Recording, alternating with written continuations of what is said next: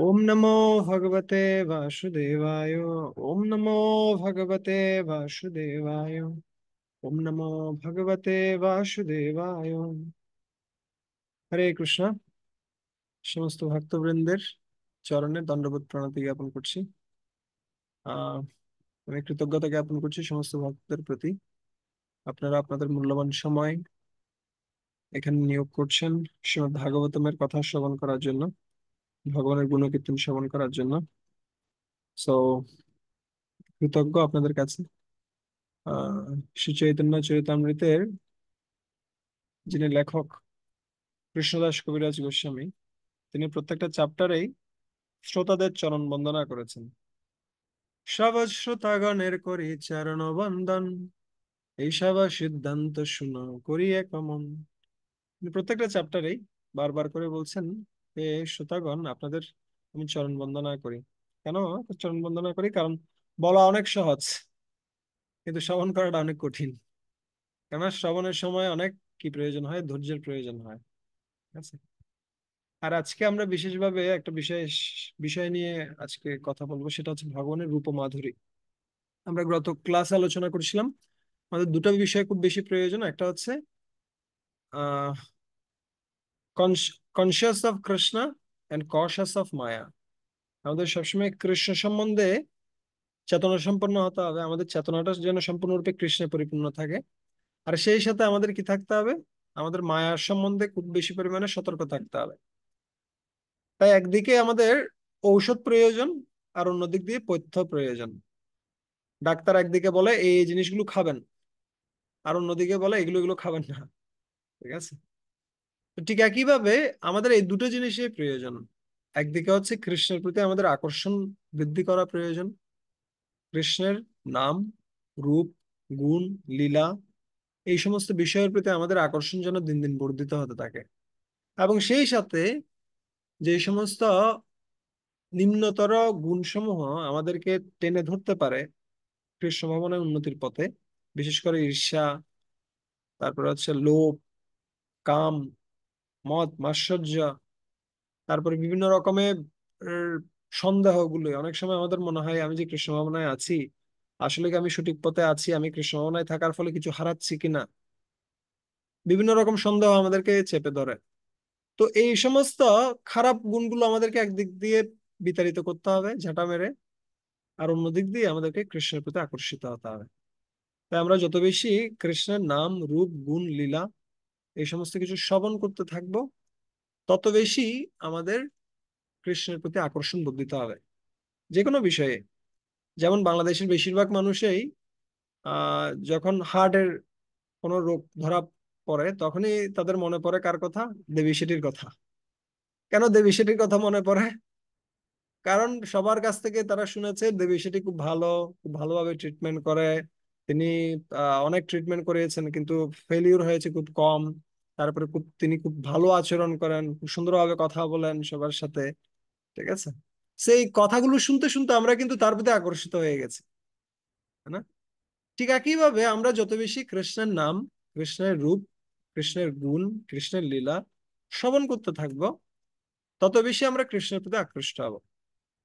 এই জন্য এই এই যে কৃষ্ণ লীলা অথবা কৃষ্ণ কথা, সেটা হচ্ছে রোগগ্রস্ত মানুষদের জন্য ঔষধ, আর মুক্ত আত্মাদের জন্য এটা হচ্ছে পানীয়। এটা হচ্ছে কি? অমৃতা। ঠিক আছে। বিশেষ করে আমরা যখন ছোটবেলায় আহ কাশি বা বিভিন্ন রোগে আক্রান্ত হতাম, তখন ঔষধ আনতো না, বিশেষ করে বাসক পাতা খাওয়ানো হতো। বাসক পাতা, ঠিক আছে।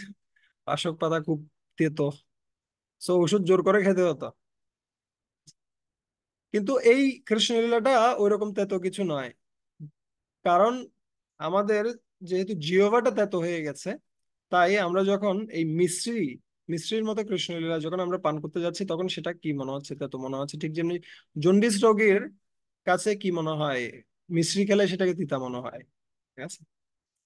তাই এটা হচ্ছে এই কৃষ্ণলীলা, কৃষ্ণ কথা হচ্ছে ভবরোগে আক্রান্ত ব্যক্তির জন্য এটা হচ্ছে ঔষধ, আর মুক্ত আত্মার জন্য এটা হচ্ছে আনন্দের উৎস। ঠিক আছে। তো আপনি মুক্ত আত্মা হন, অথবা আপনি বদ্ধ আত্মা হন, উভয়ের জন্য একমাত্র প্রতিকার হচ্ছে কি এই কৃষ্ণ কথা। ঠিক আছে? এই জন্য বলছে, নিবৃত্তর্ষৈর উপগীয়মানাৎ ভবৌষধি সূত্র মনোবিরামাৎ কৌত্তম শ্লোক গুণানুবাদাৎ পুমন বিরজ্যেত বিনা পশুপনাথ নিবৃত্ত তর্ষৈর উপগীয়মানাৎ। এই কৃষ্ণ কথা শ্রবণ করার মাধ্যমে তর্ষই, আমাদের যত সমস্ত কামনা বাসনা গুলো রয়েছে, যেগুলো আমাদেরকে এই জড়জগতে টেনে ধরছে, যে বিষয়গুলোর কারণে আমরা কৃষ্ণের প্রতি সম্পূর্ণরূপে কি হতে পারছি না, শরণাগত হতে পারছি না, সে সমস্ত বিষয়গুলোকে কি করে দেয়, নিবৃত্ত করে দেয়। নিবৃত্ত তীর্ষই উপগীয়মানাৎ। যদি কেউ খুব ভালোভাবে শ্রবণ করে, কার কাছ থেকে শ্রবণ করে, উপগীয়মানাৎ, গুরুদেবের কাছ থেকে শ্রবণ করে, অথবা শুদ্ধ ভক্তদের কাছ থেকে শ্রবণ করে। হ্যাঁ, যে কোনো সোর্স থেকে কি করা যাবে না, শোনা যাবে না। কোথা থেকে শুনতে হবে? সম্প্রদায় বিহীনা যে মন্ত্রাস্তে নিষ্ফলা আমতাহা। যদি কেউ সম্প্রদায়ের বাইরে শ্রবণ করে, অবৈষ্ণব মুখাদ্গিন্ন পুতহরি কথামৃতম শ্রবণম নৈব কর্তব্যম সর্ব উচ্ছিষ্ট যথাপয়ম। যদি কেউ অবৈষ্ণবের কাছ থেকে ভগবানের রূপ গুণ লীলা শ্রবণ করছে, তাহলে তার কাম বাসনা আরো বেশি বর্ধিত হয়। কিন্তু যখন কেউ উপগীয় মানাত, যারা মহান ভক্তরা রয়েছেন, যারা গুরুদেবের কাছ থেকে শ্রবণ করেছেন, সেগুলো জীবনে প্রয়োগ করছেন, তারা যখন কৃষ্ণ কথা বলবেন, তাদের কৃষ্ণ কথা শ্রবণের মাধ্যমে আমাদের কি হয়, আমাদের চিত্তে যত সমস্ত রোগ রয়েছে, হৃদরোগম আশু অপহনতি, আমাদের যে কামরূপী যে রোগ রয়েছে সেটা সম্পূর্ণরূপে কি হয়, নষ্ট হয়। ঠিক আছে? তাই নিবৃত্ত তর্ষৈর উপগীয়মানাৎ ভব ঔষধি সূত্র মনোবিরামাৎ। এটা ঔষধ, এবং সেই সাথে এটা সূত্র, কানের জন্য একটা মহা আনন্দের বিষয়, এবং মনের জন্য এটা উৎসবের বিষয়, মনোৎসবম। সূত্র মনোভিরামাৎ কৌত্তম শ্লোক গুণানুবাদাত। এত সুন্দর যে ভগবানের কথা, সেটাতে কে না আকর্ষিত হবে? বিনা পশুপনাথ, একজন পশুঘাতী ব্যক্তি ব্যতীত, অথবা একটা পশু ব্যতীত আর সকলেই কিসে আকর্ষিত হবে? এই কৃষ্ণ কথায় আকর্ষিত হবে, কারণ এটা সবচেয়ে বেশি আকর্ষণীয়। ঠিক আছে? তা আজকে আমরা ভগবানের রূপের মাধুরী সম্বন্ধে আলোচনা করতে যাব। বিশেষ করে বর্ণনা করা হয় ভগবানের 64টি কি রয়েছে, গুণ রয়েছে, 64টি গুণ। এবং এই 64টি গুণের মধ্যে 50টা গুণ যে কোনো জীবের মধ্যে থাকতে পারে, সর্বোচ্চ পর্যায়ে ব্রহ্মাজির কাছে রয়েছে 50টি গুণ। 55টি গুণ রয়েছে শিবের কাছে, এবং 60টি গুণ রয়েছে বিষ্ণুর কাছে। কিন্তু কৃষ্ণের 64টি গুণ রয়েছে, এবং 64টি গুণের মধ্যে 4টি যে বিশেষ গুণ রয়েছে, তার মধ্যে একটি হচ্ছে এই রূপমাধুরী। আর অন্যান্য গুণগুলো কি রয়েছে? রূপমাধুরী, বেণু মাধুরী, লীলা মাধুরী, ভক্ত মাধুরী। ঠিক আছে? এই 4টি বিশেষ গুণ রয়েছে ভগবান শ্রীকৃষ্ণের। তার মধ্যে এই এই গুণটা হচ্ছে বিশেষ, রূপমাধুরী, যার মাধ্যমে তিনি সবাইকে আকর্ষিত করেন। ঠিক আছে? সকলকে তিনি আকর্ষিত করেন। আহ এই জন্য কৃষ্ণ শব্দের অর্থ হচ্ছে কি করা, আকর্ষণ করা। সো ভগবান শ্রীকৃষ্ণের প্রত্যেকটা অঙ্গকে তুলনা করা হয় কিসের সাথে? পদ্ম ফুলের সাথে। ঠিক যেমনি আমরা দেখতে পাই, কার ক্ষেত্রে বর্ণনা করছেন, আমরা প্রথম স্কন্ধে যদি পড়ি, শ্রীমদ্ ভাগবতমের প্রথম স্কন্ধে কুন্তী মহারানী খুব সুন্দর প্রার্থনা করছেন। তখন কুরুক্ষেত্রের যুদ্ধ শেষ হয়ে গেছে, আর অন্য দিক দিয়ে ভগবান পুরো কুরুক্ষেত্র যুদ্ধ জুড়ে পাণ্ডবদেরকে বিশেষভাবে সহযোগিতা করেছেন বিভিন্ন ভাবে, যদিও তিনি অস্ত্র ধারণ করেননি, কিন্তু তার কৃপাতেই পাণ্ডবরা জয়ী হয়েছে, এবং সমস্ত কৌরবেরা ধ্বংসপ্রাপ্ত হয়েছে, এবং সমস্ত বিশ্ব জুড়ে যুধিষ্ঠির মহারাজের আধিপত্য বিস্তারিত হয়েছে। আর সেই সময়টিতে ভগবান শ্রীকৃষ্ণ বলছেন যে আমি অনেকদিন তোমাদের সাথে ছিলাম, এখন আমি কোথায় চলে যাব? এখন আমি আহ দ্বারকায় প্রত্যাবর্তন করব। ঠিক আছে? এবং এই কথা শোনার পরে সকলের মন খারাপ হয়ে গেছে। বিশেষ করে কুন্তী মহারানী থেকে শুরু করে সকলের মন খারাপ হয়ে গেছে। কুন্তী মহারানী বলছেন, হে ভগবান, এতদিন যে আমাদের সাথে অনেকগুলো বিপদ ছিল, অনেকগুলো সমস্যা ছিল, সেটা এক ধরনের সমস্যা ছিল, ঠিক আছে, কিন্তু সেখানে একটা সুযোগ ছিল, সুযোগটা হচ্ছে তুমি আমাদের সাথে ছিলে, কিন্তু এখন তুমি আমাদের সবাইকে ছেড়ে চলে যাচ্ছ। তাহলে সেই সমস্ত বিপদগুলো তো অনেক ভালো ছিল, আমাদেরকে আরো বেশি বিপদ দাও, কিন্তু তার বিনিময়ে তুমি যদি আমাদের সাথে থাকো তাহলে সেই সমস্ত বিপদকে আমি ভয় পাই না। উনি প্রার্থনা করছিলেন, বিপদে সন্তুতা সৎ তত্র তত্র জগৎগুরু ভবতু দর্শন যৎসৎ অপুনর্ভব দর্শন। আহ, হে ভগবান, আপনি যদি চান আমাদেরকে প্রচুর বিপদ দিতে পারেন, সমস্যা নাই। বাংলাদেশেও প্রচুর বিপদ চলছে বিভিন্ন ভাবে। So, এই বিপদগুলো আমাদের বিশ্বাসের পরীক্ষা করে, আমাদের কতটুকু বিশ্বাস রয়েছে ভগবানের প্রতি। আমাদের যখন পূর্ণ বিশ্বাস রয়েছে কুন্তী মহারানীর মতো, তখন কৃষ্ণ সবসময় আমাদের সাথে থাকবে। আর এভাবে প্রার্থনা করছেন, এই প্রার্থনাগুলো শুরু হয়েছিল খুব সুন্দর একটি শ্লোকের মাধ্যমে, যেটা ভগবানের রূপ বর্ণনা করে। নমো পঙ্কজ নাভায়, নমো পঙ্কজ মালিনে, নমো পঙ্কজ নেত্রায়, নমস্তে পঙ্কজাঙ্গ্রয়ে। কুন্তী মহারানী প্রার্থনা করছেন নমো পঙ্কজ নাভায়। কুন্তী মহারানী যেহেতু কৃষ্ণের পিসিমা ছিলেন, তাই কুন্তী মহারানী সরাসরি চরণ থেকে বন্দনা শুরু করতে পারেননি। কেন? কারণ চরণ থেকে বন্দনা শুরু করলে কৃষ্ণের একটু কি রাখতে পারে, ইতস্তত বোধ হতে পারে। ওই জন্য ভগবান কৃষ্ণের প্রার্থনা শুরু করছেন কুন্তী মহারানী কোথা থেকে? নমো পঙ্কজ নাভায়। হে ভগবান, আপনার নাভিটা হচ্ছে কিসের মতো? পদ্ম ফুলের মতো। নমো পঙ্কজ মালিনে। আর সেই সাথে আপনি পঙ্কজের যে মালা সেটা ধারণ করেছেন। নমো পঙ্কজ নেত্রায়। আপনার যে চক্ষুদ্বয় রয়েছে সেটা কমল দলের ন্যায় আয়ত, খুব সুন্দর। নমস্তে পঙ্কজাঙ্গ্রয়ে। এবং আপনার চরণ যুগল হচ্ছে কিসের মতো? পঙ্কজের মতো। পঙ্কজ বা পদ্ম ফুলের মতো। এই পঙ্কজ শব্দটা একটা বিশেষত্ব রয়েছে। বিশেষত্ব কি? পঙ্ক, পঙ্কে জন্মে যা। পঙ্ক মানে হচ্ছে কি? পঙ্ক মানে হচ্ছে কাদামাটি। ঠিক আছে? সো সাধারণত পদ্ম ফুল জন্মায় কাদামাটিতে, কিন্তু সেই কাদামাটির কোনো বৈশিষ্ট্য কার মধ্যে থাকে না? সেই পদ্ম ফুলের মধ্যে থাকে না। ঠিক একইভাবে ভগবান শ্রীকৃষ্ণ যদিও এই জগতে আসেন এবং মনুষ্যর মতো রূপ ধারণ করেন, কিন্তু তথাপি তিনি এই জগতের নন, তিনি এই জগতের বাইরের। ঠিক আছে? সম্পূর্ণরূপে এই জগতের পারিপার্শ্বিক অবস্থার যে প্রতিক্রিয়া সেটার ঊর্ধ্বে তিনি। আর যদিও তাকে পঙ্কজের সাথে তুলনা করা হয়, কিসের সাথে? এই যে পদ্ম ফুলের সাথে তুলনা করা হয়, আসলে এই তুলনাটা একটা জাগতিক তুলনা। কেননা এই জগতে যেহেতু পদ্ম ফুল সবচেয়ে বেশি সুন্দর, তাই সে পদ্ম ফুলের সাথে ভগবান শ্রীকৃষ্ণের রূপের তুলনা করা হয়। কিন্তু আসলে ভগবান শ্রীকৃষ্ণের রূপটা কিরকম, সেটা আমরা দর্শন করার পরে তারপরে বুঝতে পারবো। সেটা বর্ণনা করা আছে বিভিন্ন শাস্ত্র সময়ে, যে যখন ভক্ত ভগবানের কাছে ফিরে যায়, তখন ভগবানকে যখন সে দর্শন করে তখন সে বলতে থাকে, হে ভগবান, আমি যে জড়জগতে থাকাকালীন সময়ে শাস্ত্র সময়ে আপনার যে সমস্ত কিগুলো শুনেছি, তুলনাগুলো শুনেছি, আপনি পদ্ম ফুলের মতো, আপনি হচ্ছেন ঘন কালো বর্ষার মেঘের মতো, আসলে এই সমস্ত উপমাগুলো নিতান্তই নিরর্থক ছিল। কেননা আপনার রূপের তুলনায় এই সমস্ত কিছু কিছুই না। ঠিক আছে? সো পদ্ম ফুলের সাথে যদিও তুলনা করা হয়, কিন্তু আসলে ভগবানের রূপ সেটা আমাদের এই জড় চিন্তার অতীত। আচ্ছা, এটা আমরা প্রথম স্কন্ধে দেখছিলাম। এবং সেই সাথে তৃতীয় স্কন্ধে যদি যাই, আমরা খুব সুন্দর একটা শ্লোক বর্ণনা করা আছে। মুখেন লোকার্তিহরস্মিতেন পরিস্ফুরৎকুণ্ডলমণ্ডিতেন শোণৈতেন অধরবিম্বভাসা প্রত্যর্হয়ন্তম শুনশেন শুভ্রভা। এটা বর্ণনা করছে যারা যোগীরা রয়েছেন তারা কিভাবে ভগবানের রূপের কি করবেন, ধ্যান করবেন। মুখেন লোকার্তিহর স্মিতেনা।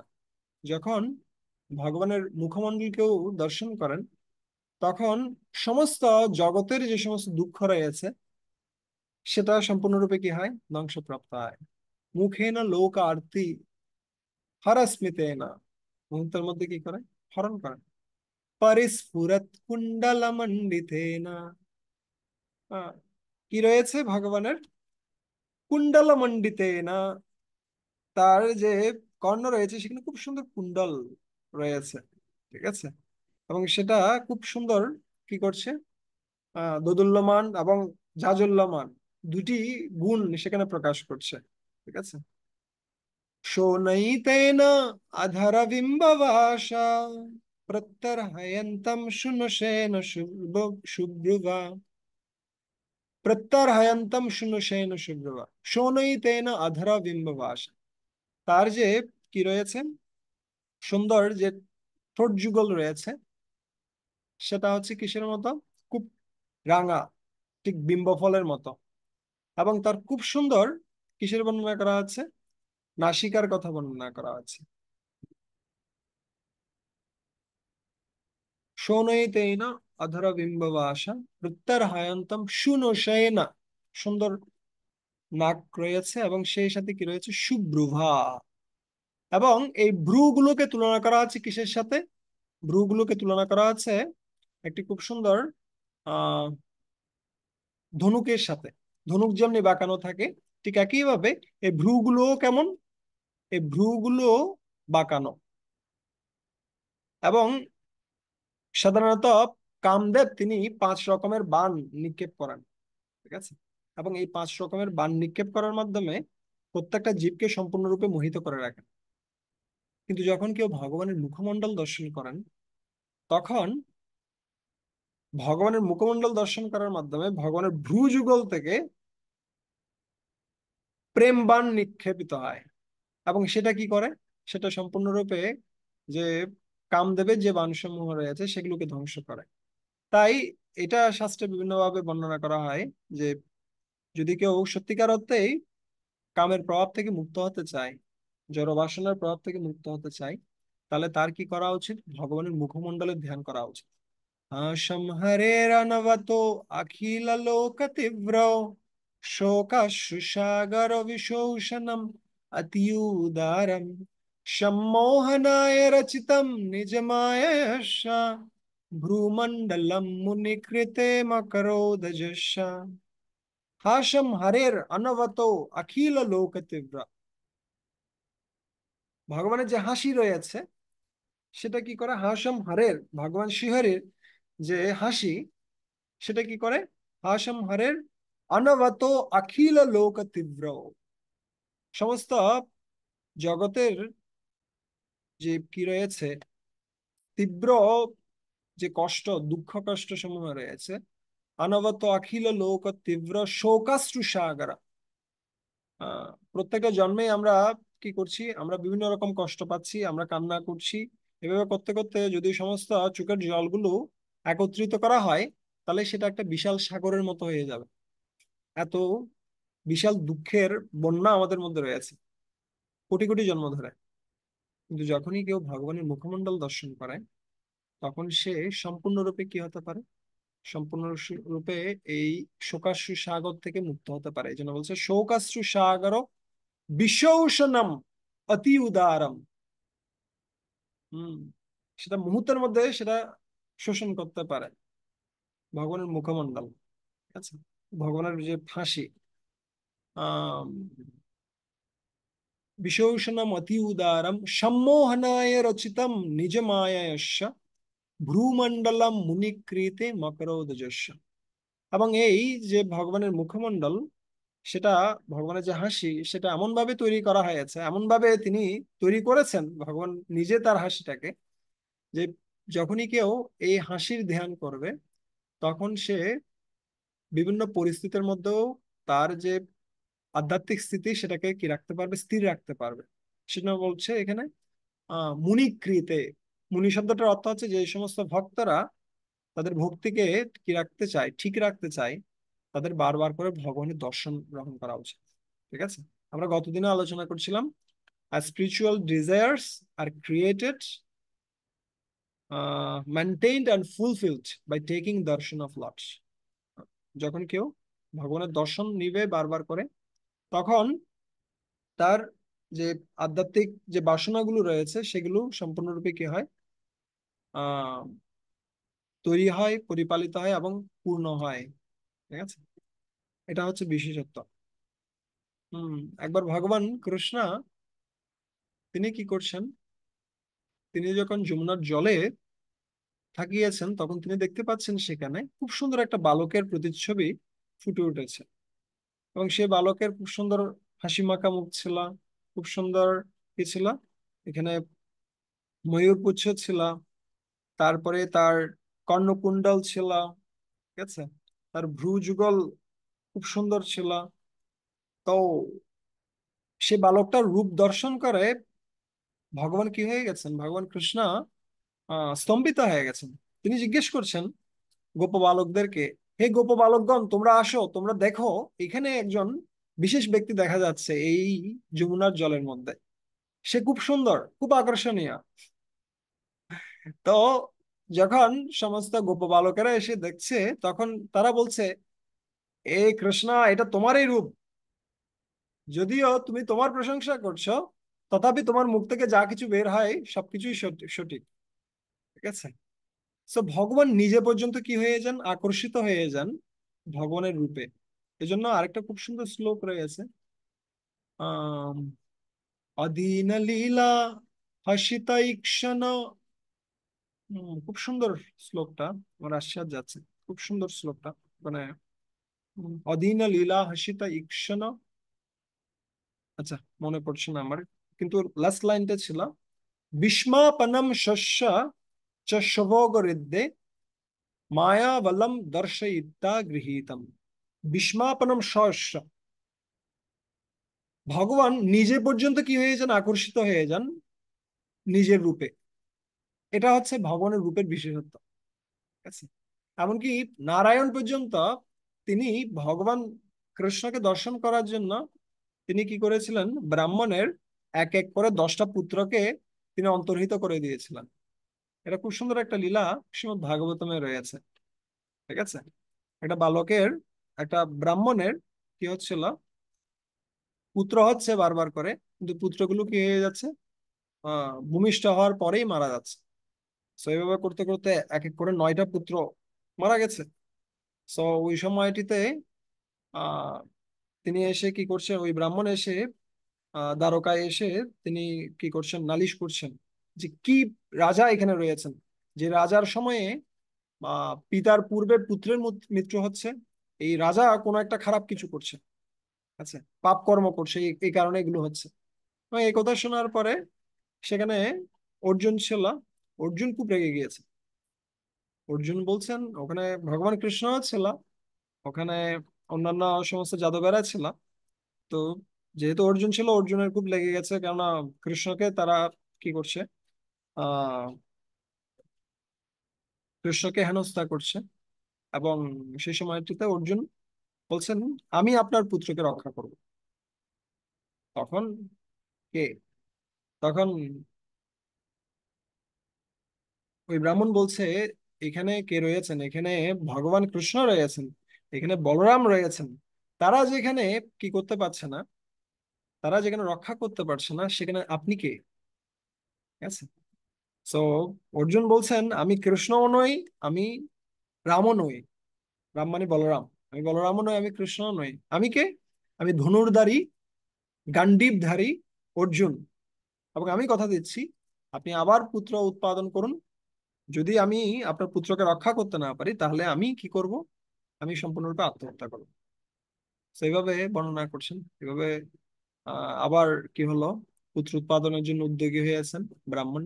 এবং ব্রাহ্মণ যখন পুত্র উৎপাদন করতে গিয়েছেন, যখন ভূমিষ্ঠ হবে তার পূর্বে অর্জুনকে ডেকে নিয়ে এসেছেন। অর্জুন সম্পূর্ণরূপে ঘিরে ফেলেছেন সেই জায়গাটিকে, আহ তার মন্ত্র পুত কি দিয়ে, অস্ত্র দিয়ে সম্পূর্ণরূপে সেটিকে নিশ্ছিদ্র করে দিয়েছেন। সব পুত্র ভূমিষ্ঠ হলো, আর ভূমিষ্ঠ হওয়ার পরে কান্না করছে, কিছুক্ষণ পরেই সেই পুত্র হাওয়া হয়ে গেছে, কোথায় চলে গেছে পাওয়া যাচ্ছে না। আর তখন ব্রাহ্মণ এসে সেই অর্জুনকে বলছে, না আমি আগেই বলছিলাম এই অর্জুনের দ্বারা কিছু হবে না, যেখানে কৃষ্ণ পারছে না, বলরাম পারছে না, সেখানে এই অর্জুনটাকে। এখন এই কথা শুনে অর্জুন খুব কি হয়ে গেছেন, বিমর্ষ হয়ে গেছেন। অর্জুন কিছুই খুঁজে পাচ্ছে না কারণ, এবং অর্জুন নিজে আত্মহত্যা করার জন্য প্রবৃত্ত হয়েছে। আর তখনই ভগবান কৃষ্ণ বলছেন তোমার আত্মহত্যা করার প্রয়োজন নেই, আমরা চলো এই বাচ্চাটিকে খুঁজে আনি, কোথায় সেই বাচ্চাটি রয়েছে। তখন ভগবান কৃষ্ণ অর্জুনকে সাথে নিয়ে তিনি কোথায় গেলেন? তিনি জমালয়ে গেলেন। জমালয়ে গিয়ে সেই বাচ্চাটিকে তিনি খুঁজে পেলেন না। আর তখন ভগবান কৃষ্ণ এবং অর্জুন দুজনে মিলে কোথায় গেলেন? এই ব্রহ্মাণ্ডের সমস্ত আবরণ ভেদ করে তিনি আহ কোথায় প্রবেশ করলেন? ক্ষীরোদকশায়ী, ক্ষীরোদকশায়ী বিষ্ণু নয়, কারণোদকশায়ী বিষ্ণুর কাছে চলে গিয়েছে। ঠিক আছে, এই ব্রহ্মাণ্ডের আবরণ ভেদ করে। আর ব্রহ্মাণ্ডের আবরণ ভেদ করে যখন কারণোদকশায়ী বিষ্ণুর কাছে গিয়েছেন, তখন সেখানে গিয়ে দেখতে পাচ্ছেন যে এই যে পুত্রগুলো, এক এক করে 10টা পুত্র, সে 10টা পুত্র সেখানে রয়েছে। ঠিক আছে। আহ, এবং অর্জুন সেই সমস্ত পুত্রদেরকে নিয়ে ফেরত আসলেন, কিন্তু এই এখানে মূল কারণটা কি ছিল? আহ এই পুত্রগুলোকে যে নারায়ণ নিয়ে এসেছেন, কারণোদকশায়ী বিষ্ণু, তিনি কেন নিয়ে এসেছেন? তিনি ভগবান শ্রীকৃষ্ণের যে রূপ, সেটাকে দর্শন করতে চাইছিলেন। যদিও কৃষ্ণ এবং বিষ্ণুর মধ্যে কোনো পার্থক্য নাই, কিন্তু তথাপি লীলার ক্ষেত্রে তাদের মধ্যে পার্থক্য রয়েছে। ঠিক আছে। এই জন্য ভগবান কৃষ্ণের অনেকগুলো গুণ এক্সট্রা রয়েছে, যার মধ্যে এই কয়েকটি গুণ আমরা বলছিলাম, 4টা গুণ, যে আহ লীলা মাধুরী, রূপ মাধুরী, গুণ মাধুরী এবং ভক্ত মাধুরী। ঠিক আছে। বেণু মাধুরী এবং ভক্ত মাধুরী, 4টা গুণ বিশেষভাবে বর্ণনা করা হয়। সো ভগবান কৃষ্ণের সম্বন্ধে বিভিন্ন শ্লোক সমূহে শ্রীমদ্ ভাগবতমে খুব সুন্দর বর্ণনা রয়েছে। আমরা সেখান থেকে একটু করে পড়বো, আর তারপরে আমরা চৈতন্য চরিতামৃতে প্রবেশ করব। সেখানে খুব সুন্দর বর্ণনা আমরা দেখব। হম বেনুগীতে খুব সুন্দরভাবে গোপিকারা তারা বর্ণনা করছেন ভগবান রূপ সম্বন্ধে। বরহা পীরম নটবর বপু কর্ণয়ে কর্ণিকারম বিভ্রদ বশঃ কনক কপিশম বৈজয়ন্তী চ মালম रंध्रन वेणुरधर सुदया पूरयन् गोपवृन्दैर्बृन्दारण्यं शपदरमणं प्राविशत् गीतकीर्तिः। বরহাপিরম, বরহাপিরম, আপিরম, মস্তক উপরিতে কি রয়েছে? বরহি, বা বিশেষ যে ময়ূরপুচ্ছ, সেটা কি করছেন? ভগবান কৃষ্ণ ধারণ করছেন। নটবর বপু, তিনি সবসময় নৃত্যের ভঙ্গিমা রয়েছেন ত্রিভঙ্গ রূপে। তিনি কখনো সোজা থাকেন না। ঠিক আছে, ত্রিভঙ্গ রূপে থাকেন। কর্ণয়ে কর্ণিকারম, এখানে দেখুন কর্ণয়, কর্ণয় মানে হচ্ছে কি, দুটি কানে কি রয়েছে? কর্ণিকা, একটি ফুল রয়েছে। ঠিক আছে, বিশেষভাবে বর্ণনা করা হচ্ছে এখানে। কর্ণয় কর্ণিকারম, দুটি কানে একটি কর্ণিকা, ফুল রয়েছে। কখনো এদিকে দিচ্ছে, কখনো এদিকে দিচ্ছে। অনেক সময় এরকম হয় না, অনেকে যারা কি করে রয়েছে, যারা ইয়ং স্টার রয়েছে, অনেক সময় স্টাইল করে তারা এদিকে কিছু, এদিকে কিছু। ঠিক আছে। সো দুটো গান রয়েছে কিন্তু ফুল একটা। কর্ণয়ে কর্ণিকারম, একটা ফুল রয়েছে।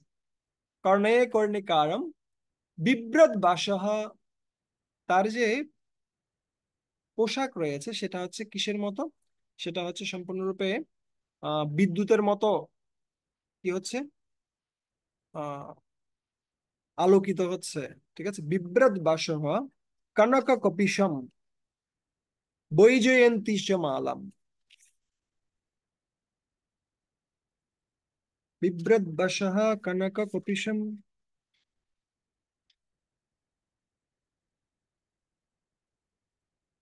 তার যে রূপ, তার যে বসন রয়েছে সেটা হচ্ছে কিসের মতো? কনক কপিশম, ঠিক স্বর্ণের আহ রঙের ন্যায়, অথবা কি বলা যেতে পারে, পীত বসন তিনি ধারণ করেছেন। কনক কপিশম বৈজয়ন্তী চ মালাম, তিনি 5 রকমের ফুল দ্বারা তৈরি যে বৈজয়ন্তী মালা তিনি ধারণ করেছেন। রন্ধ্রন বেণুরধর সুধয়া পূরয়ন গোপবৃন্দয়ে, রন্ধ্রন বেণুর অধর সুধয়া। সো অনেক সময় গোপিকারা তারা কি করেন, ভগবান কৃষ্ণের যে বেণু বা বাঁশি রয়েছেন তার নিন্দা করেন। কেন নিন্দা করেন? যে এই বেণু, তার অনেকগুলো ছিদ্র রয়েছে, কিন্তু তথাপি কৃষ্ণ তাকে কি করছেন? গ্রহণ করছেন, তাকে ধারণ করছেন। সো ভগবান কৃষ্ণ এখানে কি করছেন, তিনি এই ছিদ্রগুলো সম্পূর্ণরূপে তার অধর সুধা দ্বারা পূর্ণ করে দিচ্ছেন। ঠিক আছে। সো যে কোনো ব্যক্তি, তার হয়তো কোনো গুণ নাও থাকতে পারে, তার বিভিন্ন দোষে সে পরিপূর্ণ হতে পারে, কিন্তু সে যদি সম্পূর্ণরূপে কৃষ্ণের শরণাগত হয়, তাহলে সে কৃষ্ণের সেবায় সম্পূর্ণরূপে যোগ্য হয়ে ওঠে। ঠিক আছে। So, আমাদের যোগ্যতাগুলো যোগ্যতা নয়, আমাদের শরণাগতি হচ্ছে যোগ্যতা। ঠিক আছে। আমাদের প্রকৃত চেতনা কি রয়েছে সেটা হচ্ছে আমাদের যোগ্যতা। অন্যান্য যোগ্যতাগুলো না থাকলেও চলবে, কিন্তু চরিত্রটা খুব বেশি ইম্পর্ট্যান্ট। ঠিক আছে। এখানে বংশীর ন্যায়, বংশীর যদিও কিছুই ছিল না, কিন্তু তার যে অধর সুধা, ভগবান শ্রীকৃষ্ণের যে অধর সুধা, সেটা দ্বারা তিনি কি করেছেন, সম্পূর্ণরূপে সেটিকে পূর্ণ করেছেন।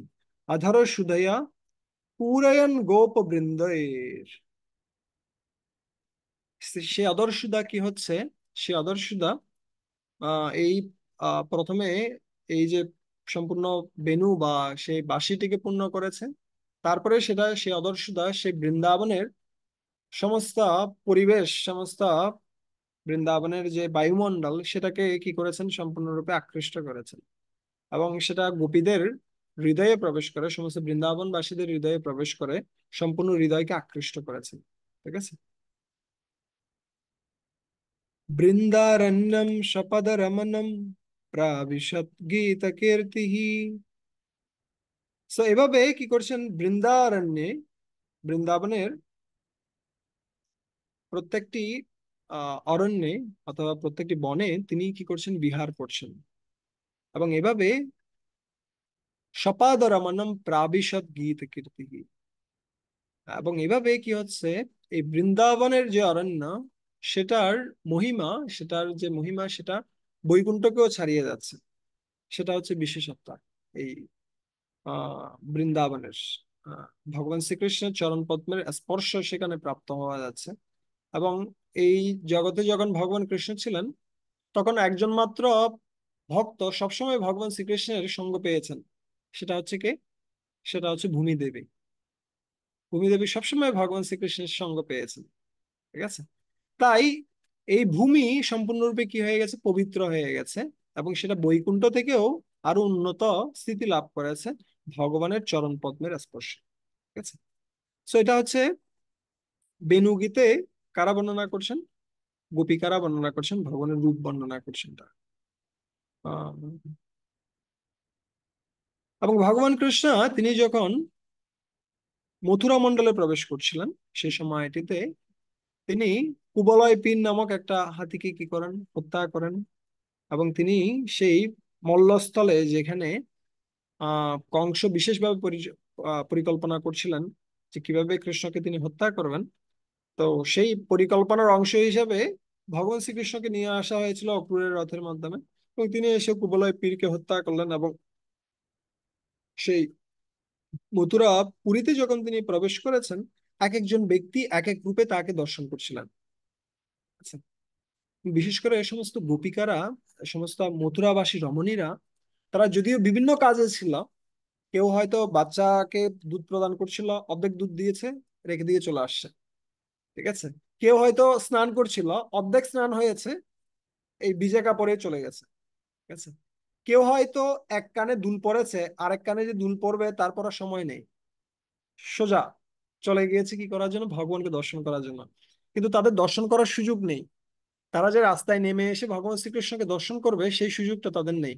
তাই তারা কি করছিল, তারা সমস্ত ভবন সমূহের উপরে গিয়ে তারা সেখান থেকে কাকে দর্শন করছিলেন, ভগবান শ্রীকৃষ্ণকে দর্শন করছিলেন। এবং ভগবান শ্রীকৃষ্ণের যে রূপ, সেটা বিভিন্ন ব্যক্তি দর্শন করছে, এবং তাদের বিভিন্ন জনের কাছে বিভিন্ন রকম মনে হচ্ছে। কাদের কাছে কি রকম, মল্লানাম অশনির্নিনম নরবরো স্ত্রীণম স্মরো মূর্তিমান গোপানম সজনো শতম শিতিভুজম শস্তাশপিত্রো শিশু মৃত্যুর্ভোজপতের বিরাট বিদুষম তত্তম পরম যোগিনাম বৃষ্ণীনম পরদেবতীতি বিদিতো রঙ্গম গতো সাগ্রজ। কি বলছে এখানে, মল্লানাম অশনির্নিনাম, যারা মল্লা, মল্লা মানে হচ্ছে কি, যারা রেসলাররা ছিল, যারা পালোয়ানরা ছিল, তাদের কাছে কিসের মতো মনে হচ্ছিল? তাদের কাছে মনে হচ্ছিল অশনি। অশনি মানে হচ্ছে কি? অশনি মানে হচ্ছে আহ বজ্র, বজ্রপাতের মতো মনে হচ্ছিল ভগবান শ্রীকৃষ্ণকে। ঠিক আছে? অশনি। নৃণাম নরবর, সাধারণ মানুষ যারা ছিল তাদের কাছে মনে হচ্ছিল এ হচ্ছে যত সমস্ত মানুষ রয়েছে, যত সমস্ত রাজা রয়েছে, তাদের মধ্যে সর্বশ্রেষ্ঠ হচ্ছে শ্রীকৃষ্ণ। স্ত্রীণাম স্মরো মূর্তিমান, স্ত্রী, সমস্ত স্ত্রীদের কাছে মনে হচ্ছিল ভগবান কৃষ্ণ হচ্ছেন কে? ভগবান কৃষ্ণ হচ্ছেন কামদেব। ঠিক আছে? কামদেব যেমনি সবাইকে আকৃষ্ট করে, ঠিক একইভাবে এই কৃষ্ণ হচ্ছেন কামদেব। গোপানম সজনো অশতম শিতিভুজম। গোপানম, সমস্ত গোপবাসী যারা ছিলেন, বৃন্দাবনবাসীরা যারা এসেছেন ভগবান কৃষ্ণের সাথে, তাদের কাছে মনে হচ্ছিল কি? স্বজন, আমাদের প্রিয় ব্যক্তি, আমাদের পুত্র, আমাদের বন্ধু, এই সমস্ত কিছুই মনে হচ্ছে, এর থেকে বিশেষ কিছু নয়। অশতাম শিতিভুজাম, যারা ইম্পায়াস ব্যক্তিরা ছিল, বা যারা আহ পাপী ব্যক্তিরা ছিল, ঠিক আছে, অসৎ ব্যক্তিরা ছিল, তাদের কাছে কি মনে হচ্ছিল? তাদের কাছে মনে হচ্ছিল এই হচ্ছে একজন রাজা। ঠিক আছে? অশতম শিতিভুজাম শাস্তা সপিত্র শিশু। শিতিভুজাম মানে হচ্ছে কি? রাজা যিনি কি প্রদান করবেন? শাস্তি প্রদান করবেন। ঠিক আছে?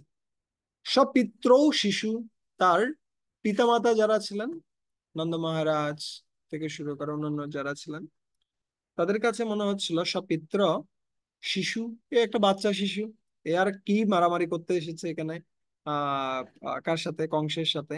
আর এত বিশাল বিশাল চানুর মুষ্টিক, ওদের সাথে ও কি মারামারি করবে?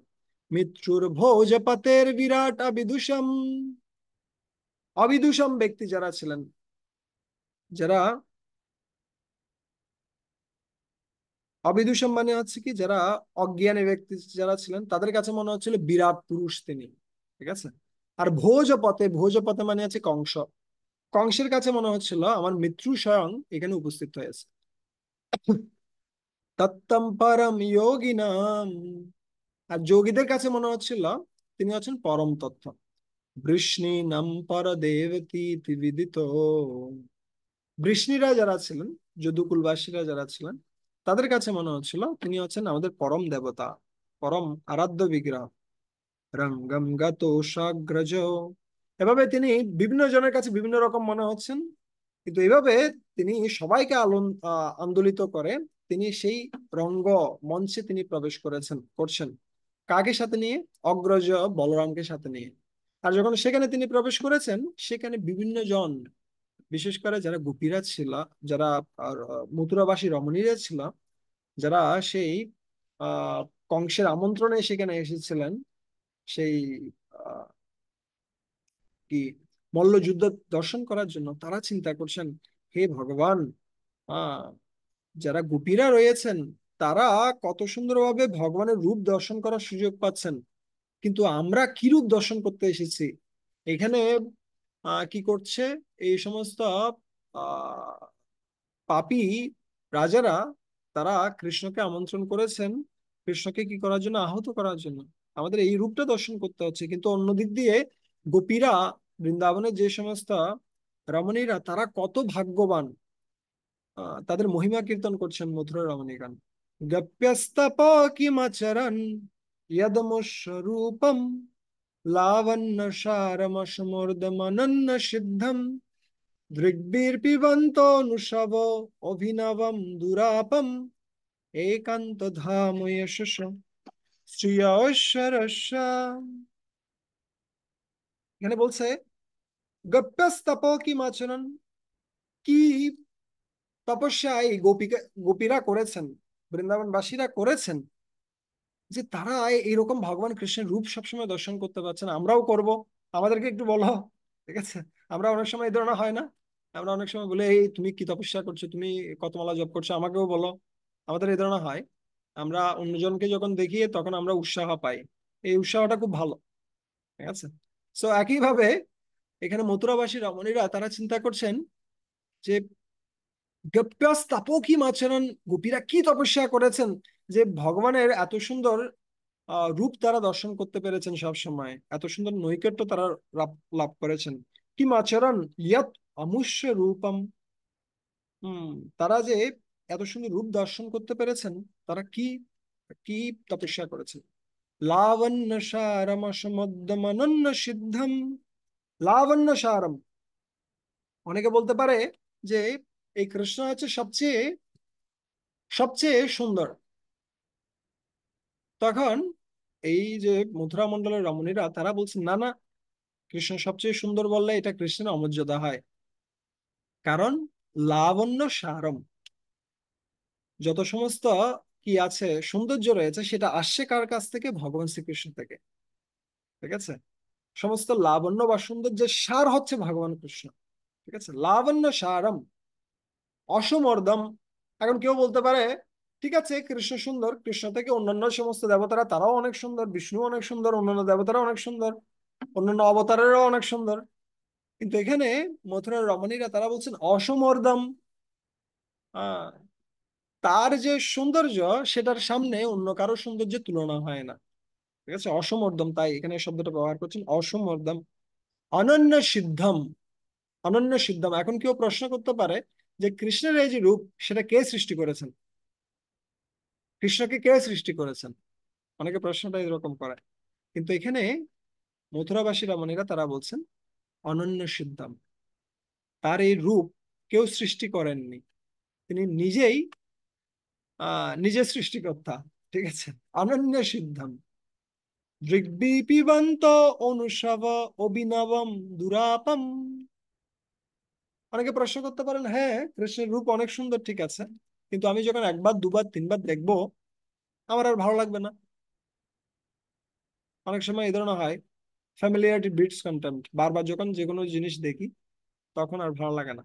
ঠিক যেমনি অনেক সময় বলা হয় যে কি, আহ যে কোনো সম্পর্কে প্রথমে কি হয়, love at first sight, divorce at first fight. ঠিক আছে, প্রথমে যখন আমরা কাউকে দেখি আমাদের খুব বেশি ভালো লাগে, ভালোবাসা তৈরি হয়ে যায়, কিন্তু যখনই ঝগড়া হয়, যখন আমরা কাছাকাছি কাউকে দেখতে থাকি, তখন সমস্ত দোষগুলো চোখে পড়ে। ঠিক আছে, এটা যে কোনো সম্পর্কের ক্ষেত্রে, এবং যে কোনো ব্যক্তির সৌন্দর্য, রূপ, সেটা দিন দিন কমতে থাকে, একটা পর্যায়ে সেটা বাড়তে থাকে। বয়স 1 থেকে শুরু করে এটা ধরেন 20-25 পর্যন্ত, তারপরে আস্তে আস্তে এটা নামতে থাকবে।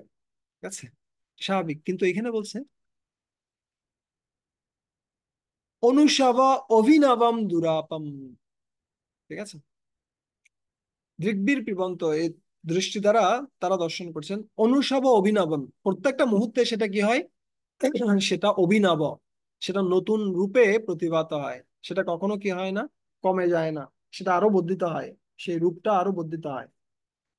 অভিনবম দুরাপম, তাহলে প্রশ্ন হচ্ছে ভগবান শ্রীকৃষ্ণের রূপ যদি এত আকর্ষণীয় হয়, তাহলে অন্যরা এসে কেন ভগবান শ্রীকৃষ্ণের এই রূপ দর্শন করে না।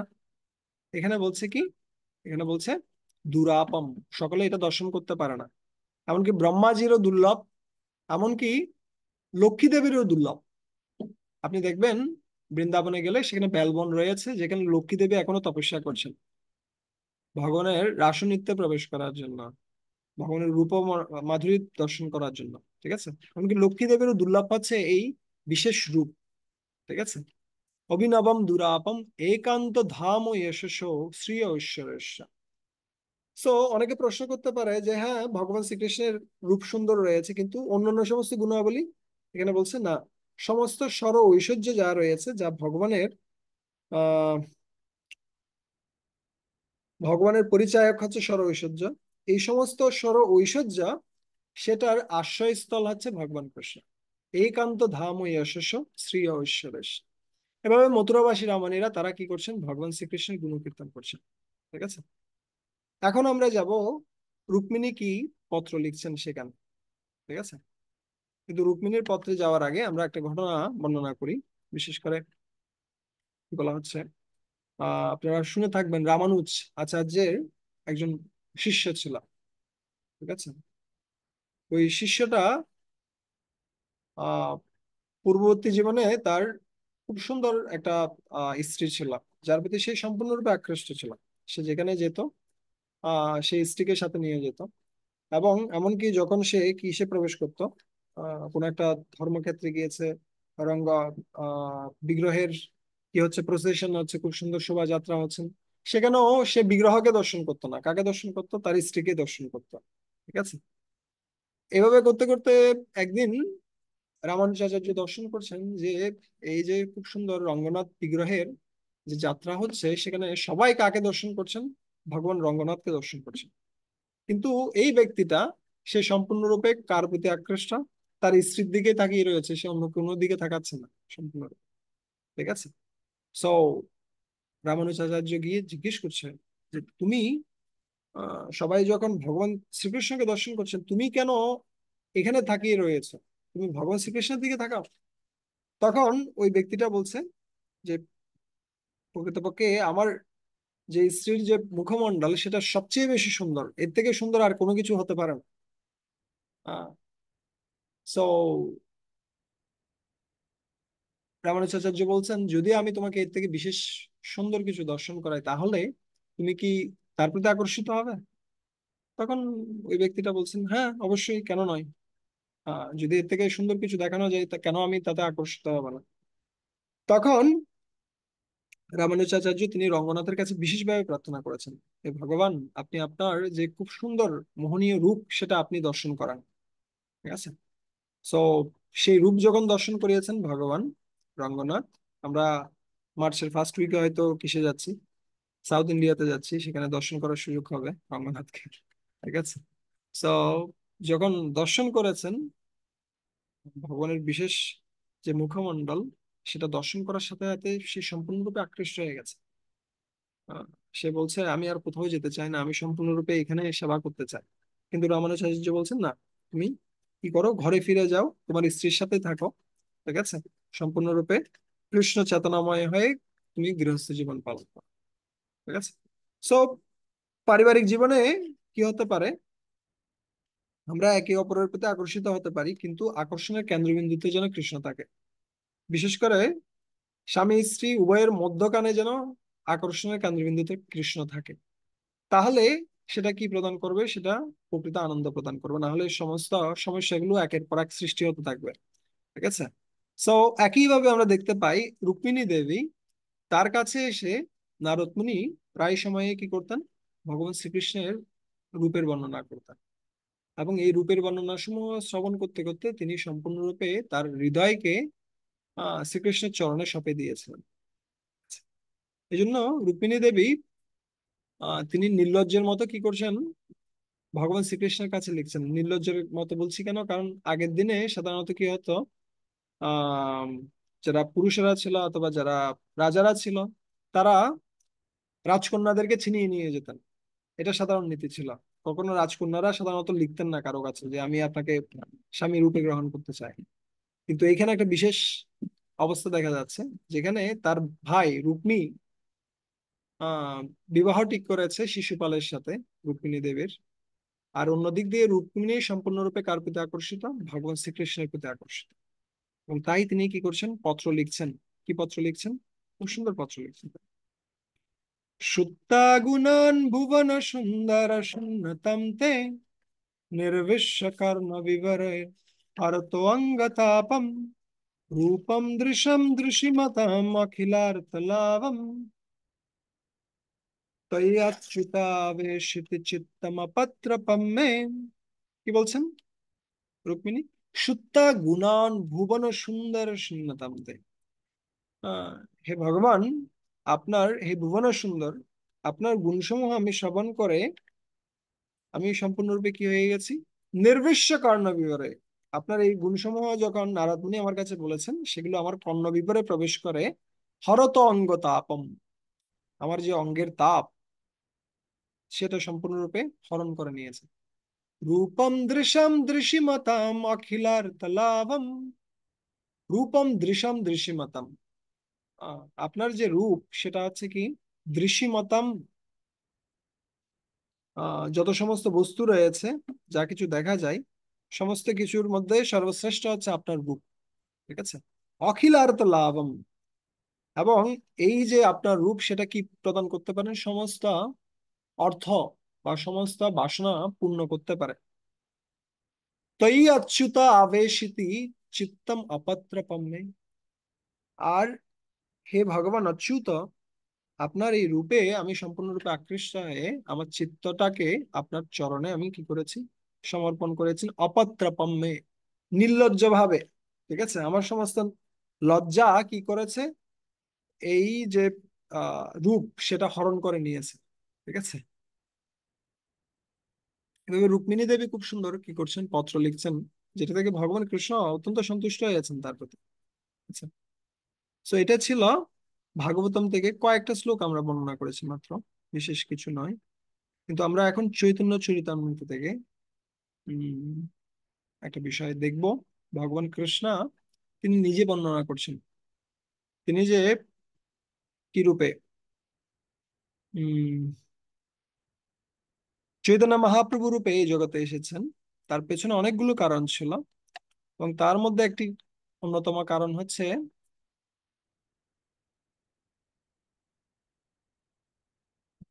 Let me open the file first. চতুর্থ পরিচ্ছেদ। Okay.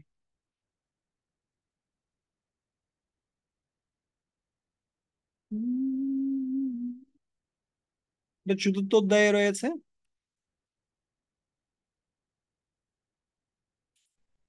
সো মহাপ্রভু যে এই জগতে অবতীর্ণ হয়েছেন, তার অনেকগুলো কারণ রয়েছে। কিছু কারণ হচ্ছে বাহ্যিক কারণ, কিছু অন্তরঙ্গা কারণ। আজকে আমি কোনো প্রশ্ন নেব না, জাস্ট আমি চেষ্টা করব এই অংশটা কি করার জন্য, শেষ করার জন্য।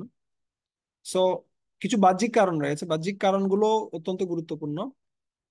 আহ বাহ্যিক কারণের মধ্যে রয়েছে, প্রথমত হচ্ছে যুগধর্ম কি করা, প্রচার করা। ঠিক আছে, যুগধর্ম প্রচার করা।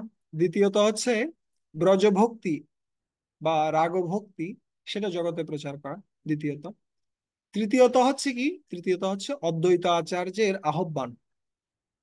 ঠিক আছে, অদ্বৈত আচার্য তিনি ভক্ত রূপে অবতীর্ণ হয়েছেন। সো তার আহ্বানে ভগবান কৃষ্ণ এই জগতে অবতীর্ণ হয়েছেন চৈতন্য মহাপ্রভু রূপে। এই তিনটি হচ্ছে বাহ্যিক কারণ। আর অভ্যন্তরীণ কিছু কারণ রয়েছে। অভ্যন্তরীণ কারণগুলো হচ্ছে তিনটা। তিনটা বাহ্যিক কারণ, তিনটা অভ্যন্তরীণ কারণ। অভ্যন্তরীণ কারণের মধ্যে প্রথম কারণ হচ্ছে হম রাধারানী তিনি ভগবান কৃষ্ণকে কিরকম ভালোবাসেন, সেটা তিনি জানতে চান। ঠিক আছে, কৃষ্ণ নিজে জানতে চান যে রাধারানীর প্রেম কত গাঢ়। ঠিক আছে, দ্বিতীয় কারণ হচ্ছে ভগবান কৃষ্ণকে ভালোবেসে অথবা কৃষ্ণকে সেবা করে রাধারানী কি সুখ প্রাপ্ত হন, সেটা তিনি কি করতে চান, তিনি উপলব্ধি করতে চান। ঠিক আছে, আর অন্যতম শেষ কারণ হচ্ছে ভগবান শ্রীকৃষ্ণের মধ্যে কি গুণ রয়েছে, যে গুণ অথবা যে রূপ অথবা গুণ আস্বাদন করে রাধারানী সুখ পান। ঠিক আছে, সো তিনটা কারণ। প্রথমে আমরা তিনটা বাহ্যিক কারণ বললাম, তিনটা অভ্যন্তরীণ কারণ বললাম, এবং তিনটা অভ্যন্তরীণ কারণের মধ্যে হচ্ছে কি, প্রথম কারণটা আমরা কি বলছিলাম, প্রথম কারণটা হচ্ছে রাধারানীর যে ভালোবাসা অথবা প্রেম, সেটা কেমন, সেটা জানতে চাওয়া। দ্বিতীয়টা হচ্ছে ভগবান শ্রীকৃষ্ণের মধ্যে কি বিশেষ গুণ রয়েছে, যেটার ফলে রাধারানী আকৃষ্ট হয়। আর তৃতীয়ত হচ্ছে রাধারানী কি সুখ প্রাপ্ত হন, কার সেবা করে, ভগবান শ্রীকৃষ্ণের সেবা করে। এই সমস্ত কিছু জানতে চান কে, শ্রীকৃষ্ণ নিজে। যার কারণে তিনি এই রূপে কি হচ্ছেন, অবতীর্ণ হচ্ছেন। ঠিক আছে, তো আমরা এখন দ্বিতীয় কারণটিতে সরাসরি চলে যাব, 137 নম্বর শ্লোকে, যেখানে ভগবানের রূপের মাধুরী বর্ণনা করা হচ্ছে খুব সুন্দরভাবে। 137।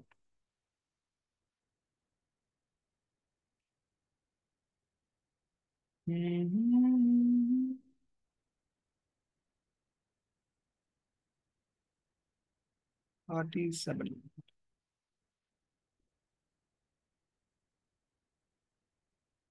यस। हाँ।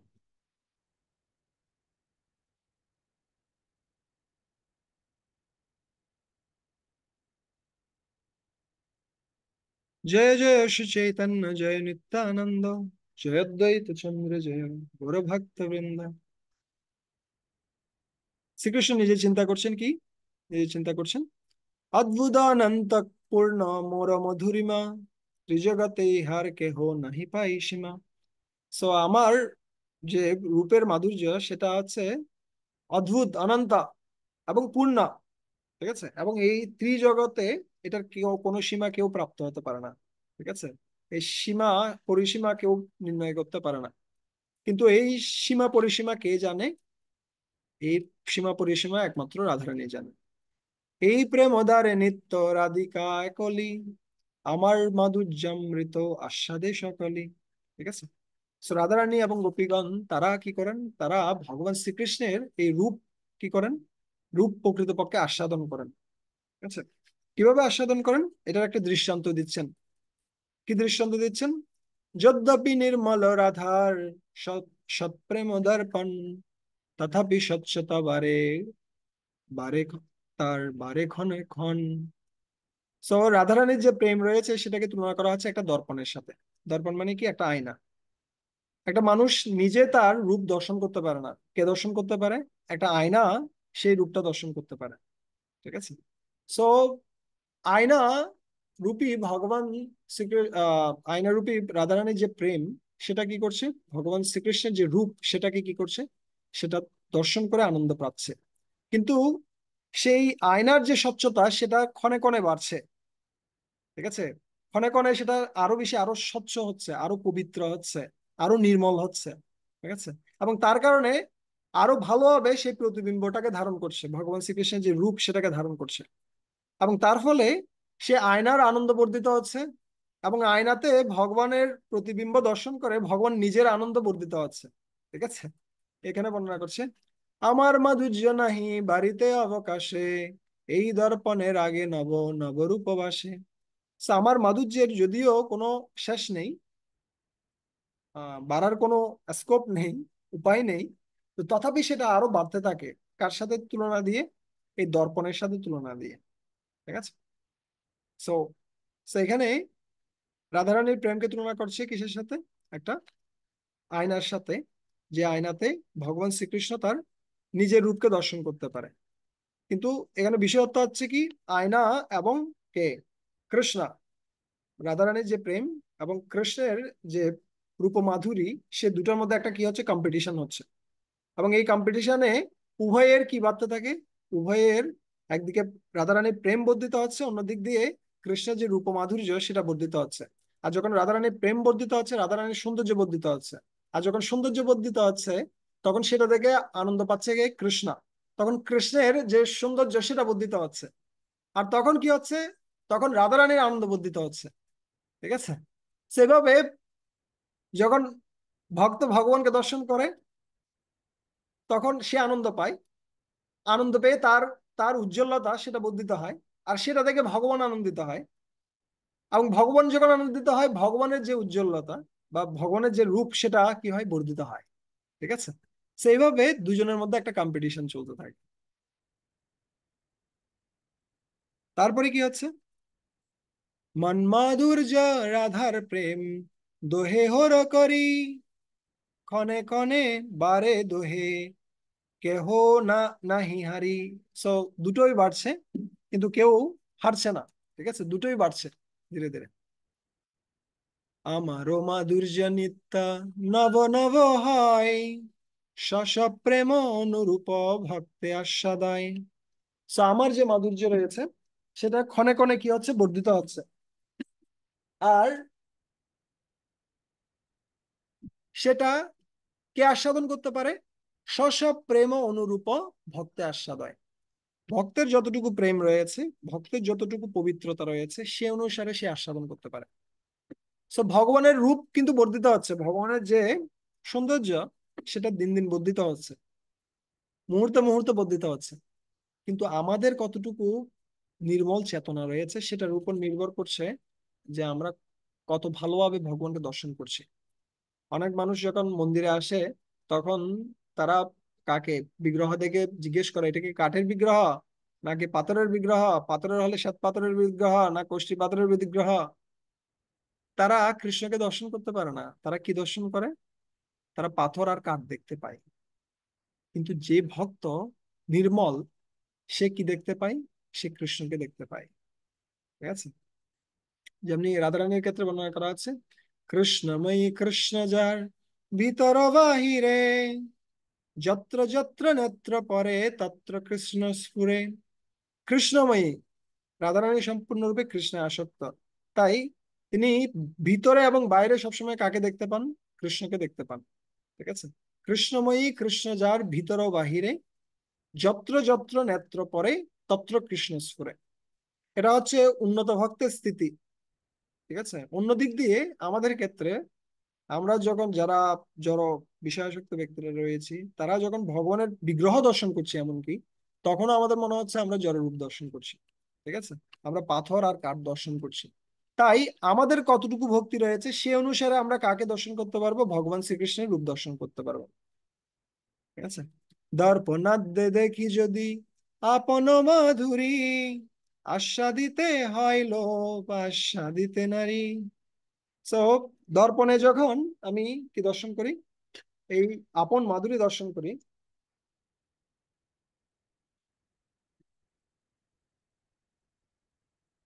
তখন সেটা আস্বাদনের ইচ্ছা হয় আমার, কিন্তু আমার আস্বাদনের সুযোগ নেই।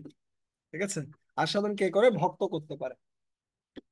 তো সেই জন্য তিনি চৈতন্য মহাপ্রভু রূপে আবির্ভূত হচ্ছেন বিশেষভাবে। বিচার করিয়া যদি আস্বাদ উপায়, রাধিকা স্বরূপ হইতে তবে মন ধাই। সো বিচার করে তিনি এই আস্বাদন করার যে উপায় সেটা নির্ণয় করতে চাচ্ছেন। কিন্তু সেই উপায়টা হচ্ছে কি, রাধিকা স্বরূপ হইতে তবে মন ধায়। রাধিকার যে স্বরূপ সেটা যদি আমি গ্রহণ করি, তখনই আমি কি করতে পারবো? আমি আমার যে রূপমাধুরী সেটাকে আমি আস্বাদন করতে পারবো। এই জন্য মহাপ্রভু তিনি অবতীর্ণ হয়েছেন রাধিকার ভাব গ্রহণ করে, রাধারানীর ভাব গ্রহণ করে বিশেষভাবে। সেখানে খুব সুন্দর একটা শ্লোক বর্ণনা করছে কিভাবে, ইয়েস, কিভাবে এই যে কৃষ্ণ মাধুর্য সেটা সবাইকে চঞ্চল করে ফেলে। কৃষ্ণ মাধুর্যের এক স্বাভাবিক বল, কৃষ্ণ আদি নর নারী করে চঞ্চল। কৃষ্ণ মাধুর্যের একটা স্বাভাবিক একটা বল রয়েছে, সেটা হচ্ছে কি, সেটা সবাইকে চঞ্চল করে ফেলে মুহূর্তের মধ্যে। আহ কৃষ্ণ আদি নরনারী, নরনারীকে তো করেই, সেই সাথে কৃষ্ণকে নিজেকেও তিনি কি করেন? তিনি আকর্ষিত করে ফেলেন। ঠিক আছে। এটা হচ্ছে কৃষ্ণ মাধুর্যের এক বিশেষ বিশেষ শক্তি। এ মাধুর্যামৃত পান সদা যেই করে, কৃষ্ণ শান্তি নহে তৃষ্ণা বারে নিরন্তরে। সো এই মাধুর্য, অমৃত কৃষ্ণের মাধুর্য যে পান করে, তার কি হয় না? তৃষ্ণা শান্তি হয় না। আমার এই জলের বোতল রয়েছে, জলের বোতল থেকে জল পান করলে কি হয়? জলের তৃষ্ণাটা চলে যায়, জলের তৃষ্ণা থাকে না। কিন্তু কৃষ্ণের রূপ যখন আমরা দর্শন করব, সেই রূপ দর্শন করার মাধ্যমে ভগবানের রূপ দর্শনের যে ইচ্ছা সেটা কি হয় না? নষ্ট হয় না, সেটা পূর্ণ হয় না, সেটা আরো বাড়তে থাকে। ঠিক আছে। এই জন্য কি বলছে এখানে? খুব সুন্দর কথা বলছেন, কৃষ্ণ মাধুর্যের এক, হ্যাঁ, এই মাধুর্য অমৃত পান সদা যেই করে, তৃষ্ণা শান্তি নহে তৃষ্ণা বারে নিরন্তরে। নিরন্তর সেই তৃষ্ণা বাড়তে থাকে। অতৃপ্ত হইয়া করে বিধিরা নিন্দান, অবিদগ্ধ বিধি না ভালো না জানে সৃজন। এ কথাগুলো গোপীরা বর্ণনা করছেন, বিশেষ করে গোপী গীতে বর্ণনা করছেন। শ্লোকটা আসবে কিছুক্ষণ পরে। এটার বাংলা অর্থগুলো কৃষ্ণদাস কবিরাজ গোস্বামী বর্ণনা করছেন। তিনি বলছেন, কোটি নেত্র নাহি দিল, সবে দিল দুই, তাহাতে নিমেষ কৃষ্ণ কি দেখিব মুই। সো আমাকে কোটি কোটি কি দাওনি তুমি? চোখ দাওনি হে ব্রহ্মাজি, তুমি সৃষ্টি করেছো কিন্তু তুমি সৃষ্টি ভালো জানো না। তুমি ইন্দ্রকে হাজার হাজার চোখ দিয়ে রেখেছো, কিন্তু আমাদেরকে চোখ দিয়েছে মাত্র দুটা। কিন্তু এই দুটো চোখ দিয়ে যখন আমি দেখতে যাচ্ছি, তার ভিতরেও কি রয়েছে? পলক রয়েছে। আর এই এক একটা পলক আমাদের কাছে মনে হচ্ছে এক একটা যুগের মতো। ঠিক আছে। মহাপ্রভু যেমনি বলছেন যুগায়িতম নিমিষেন, ঠিক একইভাবে একই রকম শ্লোক এখানে রয়েছেন। অটতিয়াদ ভবান আহনিকাননম ত্রুটিযুগায়তে তম অপশ্যতম কুটিলকুন্তলম শ্রীমুখম চ তে জরৌদেক্ষতাম পক্ষ্মকৃদ্দিশম। এটা পদ্মদ্রসম হবে না, পক্ষ্মকৃত, এখানে লেখা আছে পক্ষ্মকৃদ্দিশম। ঠিক আছে, কি বলছে? অটতি ইয়াদ ভবান অহনি কাননম। যখন ভগবান কৃষ্ণ তিনি যখন দিনের বেলায় তিনি যখন কাননে প্রবেশ করেন, তিনি যখন কোথায় প্রবেশ করেন, বৃন্দাবনে প্রবেশ করেন, সেখানে কি মনে হয়, ত্রুটি যুগায়তে তাম অপশ্যতাম। তার অদর্শনে আমাদের এক একটা ত্রুটি, এক একটা সেকেন্ডের খন্ড খন্ড ভাগ, সেটাকে আমাদের 1 সেকেন্ডের 8 ভাগের 1 ভাগ সম্ভবত ত্রুটি বর্ণনা করা হয়। অতটুকু সময়ে আমাদেরকে কি মনে হয়, আমাদের মনে হয় এটা একটা যুগের মতো। কুটিলা কুন্তলম শ্রীমুখম চাতে জরৌদেক্ষিতম পক্ষ্মকৃদ্দিশম। আমরা দিনের বেলায় তাকে দর্শন করতে পারি না, কিন্তু সন্ধ্যাবেলায় যখন ভগবান কৃষ্ণ আসেন তখনও আমরা দর্শন করতে গিয়ে কি হয়, এই পক্ষ্মকৃত, এই যে কিগুলো রয়েছে আমাদের কাছে, যে পালক, আহ পক্ষ্মকৃত দৃশ্যম, এর অনেকগুলো অর্থ হয়। জড় উদেক্ষিতম, সো যে কি রয়েছে, যে ব্রহ্মাজি রয়েছেন যিনি সৃষ্টি করেছেন, তার প্রতি আমাদের নিন্দা শুরু হয়। কেন? তিনি কি সৃষ্টি করেছেন, এই ভ্রুগুলো, চোখের যে পালক সেটা সৃষ্টি করেছেন, যার কারণে আমরা মুহূর্তের জন্য কাকে দর্শন করতে পারছি না, ভগবান শ্রীকৃষ্ণকে দর্শন করতে পারছি না। এবং এই জন্য কি মনে হয়, তাতে পলক সৃষ্টি করার জন্য ব্রহ্মাকে মূঢ় মনে হয়, জড় উদেক্ষিতম। ঠিক আছে, এটা আরো অনেকগুলো প্রমাণ প্রদান করছেন তিনি। এবং এরপরে তিনি বর্ণনা করছেন, কৃষ্ণদাস কবিরাজ গোস্বামী, কৃষ্ণ দর্শনের ফলটা কি। কৃষ্ণ দর্শনের ফল কি? কৃষ্ণ অবলোকন বিনা নেত্র ফল নাহিয়ান, যেই জন কৃষ্ণ দেখে সেই ভাগ্যবান। কৃষ্ণ অবলোকন বিনা নেত্র ফল নাহিয়ান। আহ চোখের যে ফল, চোখের যে সার্থকতা, সেটা হচ্ছে ভগবান শ্রীকৃষ্ণের রূপ দর্শন করা। ঠিক আছে, এবং যেই জন কৃষ্ণ দেখে সেই ভাগ্যবান, যিনি কৃষ্ণের রূপ দর্শন করেন তিনি হচ্ছেন ভাগ্যবান। এটা আরেকটা শ্লোক শ্রীমদ ভাগবতম থেকে তিনি প্রদান করছেন, প্রমাণ প্রদান করছেন। তারপরে এই শ্লোকটা তো আমরা ইতিমধ্যে আলোচনা করেছি। হ্যাঁ, অপূর্ব মাধুরী কৃষ্ণের অপূর্বতার বল, যাহার শবনে হয় মন টলমল। অপূর্ব মাধুরী কৃষ্ণের, কৃষ্ণের মাধুরী হচ্ছে অপূর্ব, এবং তার বলও অপূর্ব। এবং সেটা শ্রবণ করার মাধ্যমে কি হয়, আমাদের মন টলমল হয়ে যায়। ঠিক আছে, এটা হচ্ছে বিশেষত্ব। হম, কৃষ্ণ মাধুর্যে কৃষ্ণে উপজে লোভ, সম্যক আস্বাদিতে নারে মনে রহে ক্ষোভ। সো কৃষ্ণের মাধুর্য কাকেও আকৃষ্ট করে, কৃষ্ণকেও আকৃষ্ট করে। কিন্তু যেহেতু তিনি তা পূর্ণরূপে কি করতে পারেন না, আস্বাদন করতে পারেন না, তাই তার মনে কি রয়ে যায়, ক্ষোভ রয়ে যায়। ঠিক আছে, তাই তিনি কি করছেন, তিনি এই কি রূপে, তিনি বিশেষভাবে এই চৈতন্য মহাপ্রভু রূপে আবির্ভূত হয়েছেন, সেই কৃষ্ণের যে মাধুর্য সেটাকে কি করার জন্য, আস্বাদন করার জন্য। ঠিক আছে, এই জন্য রূপ গোস্বামী পাদ বর্ণনা করছিলেন, তিনি খুব সুন্দর একটা শ্লোকে আহ তিনি বর্ণনা করছিলেন, হে বন্ধুগণ, তোমাদের যদি জড় বিষয় আসক্তি কি করার, সম্পূর্ণরূপে পরিত্যাগ করার আশা না থাকে, এবং জড় বিষয় আসক্তিকে যদি তোমরা কি করতে চাও, জিইয়ে রাখতে চাও, তাহলে দয়া করে তোমরা কেউ কিসে যেও না, বৃন্দাবনে যেও না।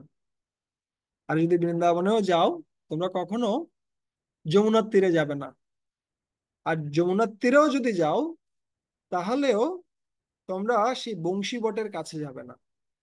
আর যদি বংশী বটেও যাও, সেখানে কখনো সেই বালক গোবিন্দকে দর্শন করো না। আর গোবিন্দকেও যদি দর্শন করো, গোবিন্দের যে শ্রীমুখ সেটাকে কখনো দর্শন করো না।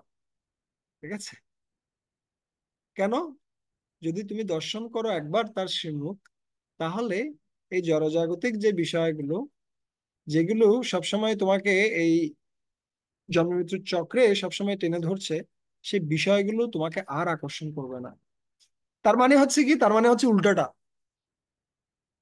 তার মানে কি, তার মানে হচ্ছে তুমি কোথায় যাও, তুমি বৃন্দাবনে যাও, তুমি সেখানে কি করো, যমুনার তীরে যাও, সেখানে বংশী বটে গিয়ে ভগবান শ্রীকৃষ্ণকে দর্শন করো, এবং যেই সমস্ত আসক্তিগুলো তোমাকে কৃষ্ণ থেকে দূরে সরিয়ে নিয়ে যাচ্ছে সেগুলোকে পরিত্যাগ করে সম্পূর্ণরূপে তার শরণাগত। ঠিক আছে, এটা হচ্ছে বিশেষত্ব। বিশেষ ভাবে আহ রূপ গোস্বামী পাদ না না করতে গিয়ে হ্যাঁ বলছেন। ঠিক আছে, সেভাবে আজকে আমরা প্রচেষ্টা করলাম ভগবান শ্রীকৃষ্ণের রূপ ও মাধুর্যের সামান্য অংশ বর্ণনা করার। এটা কোনো কিছুই নয়, কেননা আহ ভগবান শ্রীকৃষ্ণের সম্বন্ধে বর্ণনা করাটা খুব কঠিন একটা বিষয়। আমরা হয়তো হাজারো বিষয় নিয়ে কথা বলতে পারি, আমরা মন নিয়ন্ত্রণের কৌশল, পাওয়ার অফ হ্যাবিটস, এটা সেটা বিভিন্ন বিষয় নিয়ে, কিন্তু যখন আমরা কৃষ্ণ বিষয়ে কথা বলতে চাই, তখন আমরা বুঝতে পারি যে আমরা কতটা অজ্ঞ, আমরা কতটুকু নিম্ন স্তরের, যার কারণে আমরা কৃষ্ণের বিষয়ে কিছু জানিই না।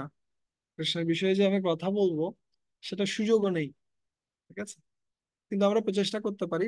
একটা পাখি যেমনি তার ক্ষমতা অনুসারে আকাশে উড়ে, ঠিক একইভাবে আমরা শ্রীমদ্ ভাগবতম অধ্যয়ন করে, চৈতন্য চরিতামৃত আদি শাস্ত্রসমূহ অধ্যয়ন করে যতটুকু আমরা উপলব্ধি করেছি সেটা আপনাদের কাছে শেয়ার করার প্রচেষ্টা করলাম। আর যদি কোনো প্রশ্ন থাকে তাহলে আমরা একটা দুটো প্রশ্ন নিতে পারি, যদি কোনো প্রশ্ন থাকে হ্যান্ড রেজ করতে পারেন।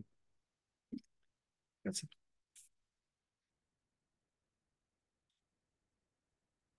অনেক ধন্যবাদ আপনাদেরও মূল্যবান সময় এটা এখানে দেওয়ার জন্য।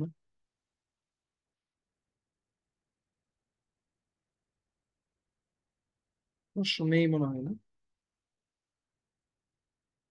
আছে।